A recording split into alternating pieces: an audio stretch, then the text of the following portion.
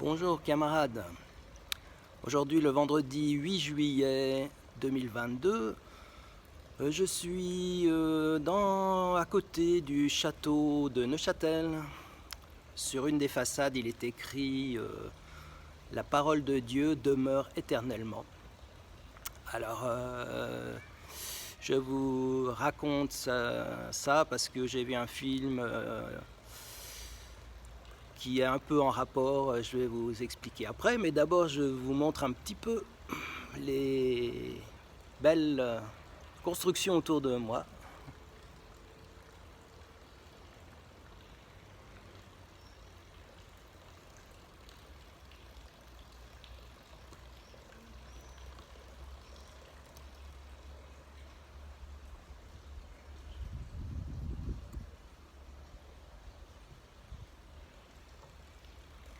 Voilà, ce château de Neuchâtel est très beau. Et donc, la fournée d'hier, si j'ose dire, il y avait un film brésilien qui s'appelait Fogaréu, Bonfire en anglais. L'histoire d'une jeune femme qui est globetrotter et qui revient au Brésil dans sa famille, dans une région où il y a une population indigène. Son père est un individu qui fait de la poétique et qui exploite le territoire des autochtones qui sont là d'origine, qu'on peut appeler disons des Indiens brésiliens. On dirait des Péruviens en fait.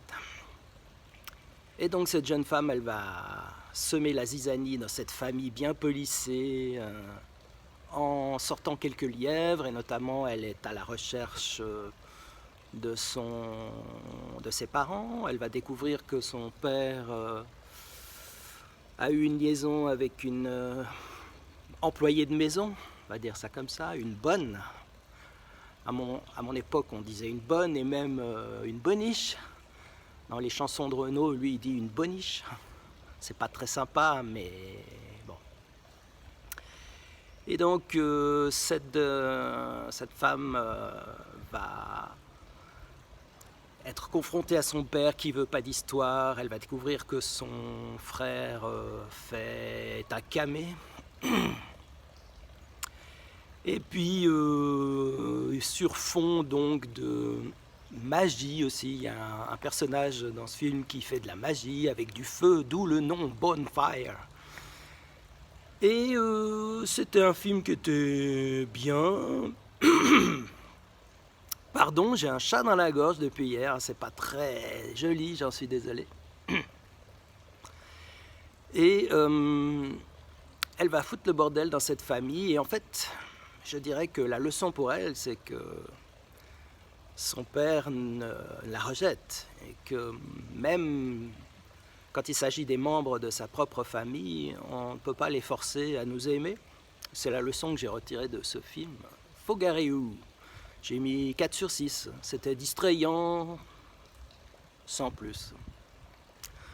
Ensuite, il y avait un film de Amat Escalante, un réalisateur mexicain qui a une réputation très sulfureuse après ses films Eli et Los Bastardos. Dans Los Bastardos, on voyait des, disons, réfugiés mexicains qui prenaient en otage une jeune femme américaine, et puis ça se termine très très mal. Ellie, ça parle du trafic de drogue au Mexique, donc bon, je vous laisse imaginer les atrocités qu'il y a dans ce film. Je me suis contenté de lire le résumé, voilà. Par contre, Los Bastardos, j'ai regardé le film. Et là, la région sauvage, The Untamed en anglais, nous parle d'une créature tentaculaire, un peu comme dans le film Possession d'Andrzej Zulawski avec Isabelle Adjani. Et cette créature tentaculaire procure un plaisir sexuel intense aux hommes et aux femmes qui s'y abandonnent, mais au prix, à terme, quand même, d'une mort certaine. Et donc cette histoire étonnante se déroule sur fond de description un peu de la vie sociale dans le milieu pauvre mexicain. Il y a une actrice très belles dans ce film. Le film en lui-même n'est pas mauvais, n'est pas extraordinaire, je dirais. Allez, j'ai mis 4 sur 6. Je suis très clément sur les films d'hier. Qu'est-ce qu'on peut dire encore sur ce film? Guère plus. Effectivement, la créature ressemble un peu à un mix entre un poulpe, une pieuvre et un alien. On va dire ça comme ça. Ensuite, nous avions un film qui s'appelait les Nuits de Mashhad, d'où ma citation que je vous ai reportée, qui est inscrite sur un des murs de ce magnifique château cathédrale un peu de Neuchâtel. Parce que Mashhad, c'est une ville sainte en Iran.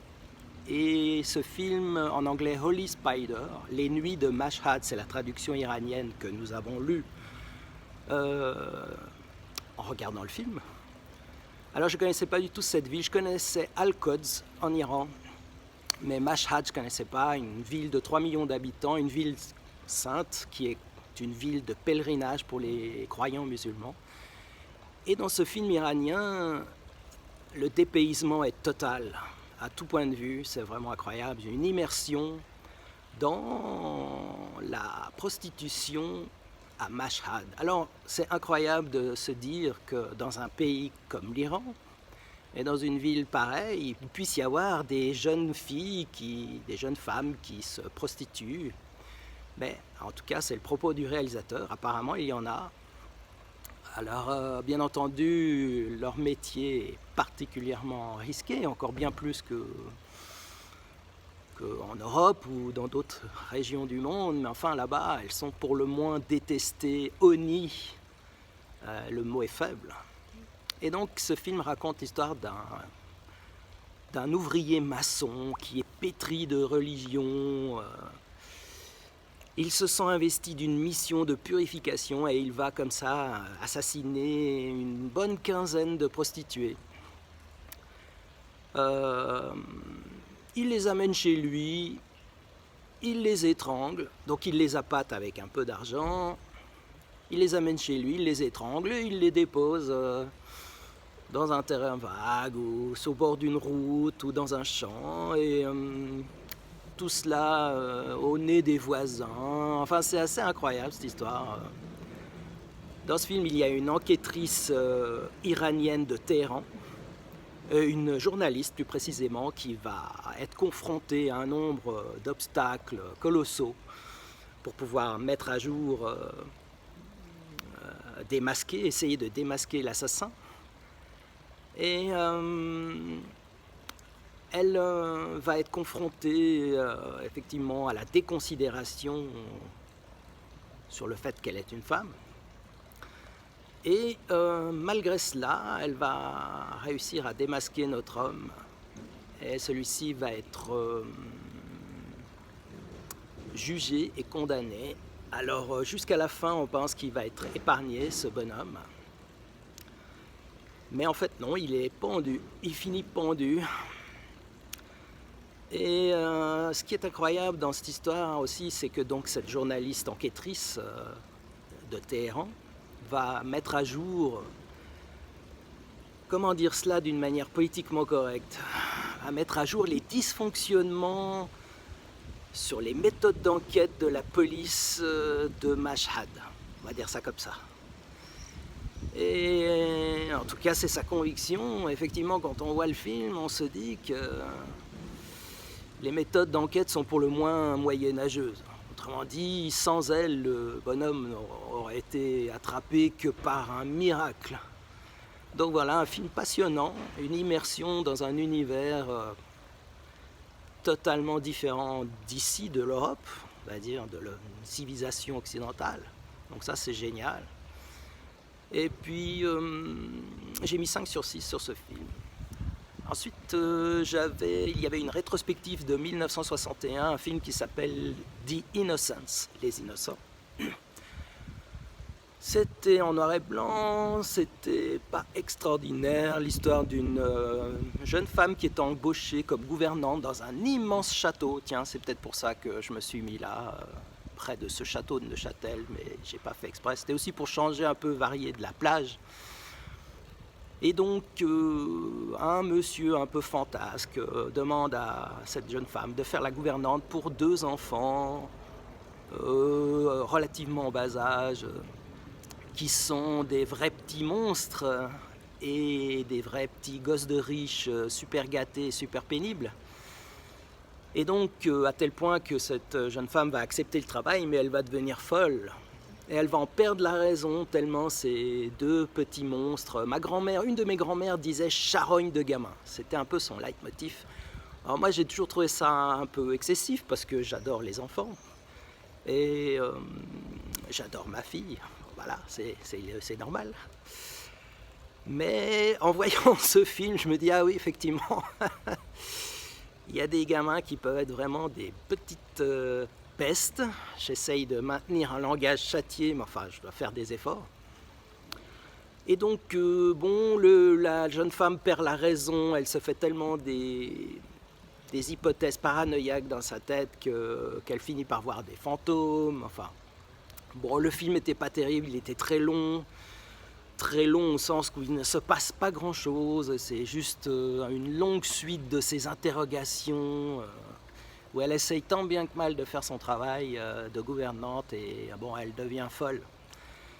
Bon, j'ai mis 1 sur 6, c'était vraiment pas terrible. Ensuite, pour terminer, il y avait un film philippin, un ultra movie qui s'appelait Day Zero. Alors c'était vraiment très mauvais, c'était même pas au niveau du nanar. Donc c'était un film du genre Contamination, pour ceux qui connaissent, en 1980. Donc il y a un virus qui contamine des gens. Et les gens deviennent des espèces de zombies qui foncent sur les gens, on a vu ça 1000 fois. Virus cannibale, 28 jours plus tard, REC, ce genre de film. Donc là, c'était vraiment un film bricolé avec 3 bouts de ficelle. C'était une espèce de shoot 'em up, en fait, un jeu électronique shoot 'em up à la House of Dead, avec des zombies qui secouent la tête comme ça. C'est pour ça que je secoue la tête comme un imbécile. Avec des yeux globuleux et des lentilles. Enfin bon, voilà, c'était... Le seul intérêt du film, s'il y en a un vaguement, c'est la relation entre le héros du film avec sa famille. Là, il y a 2-3 petits moments sympathiques, notamment sa petite fille qui est sourd-muette, donc il communique avec elle avec le langage des signes. Et voilà, mais sinon, bon, j'ai mis 1 sur 6, aussi avec beaucoup de clémence. Voilà, alors c'est voilà pour la vidéo d'aujourd'hui. Le 8 juillet, c'est vendredi. Il reste encore donc aujourd'hui et demain. Et après, c'est fini pour ce NIF 2022. Je vous avoue que j'en ai un peu ras-le-bol. Peut-être, je ne sais pas si l'année prochaine, je remettrai le couvert. Peut-être faire autre chose, on verra. Mais bon, je vous ferai encore donc 2 chroniques pour les films d'aujourd'hui et les films de demain. Voilà. Ciao.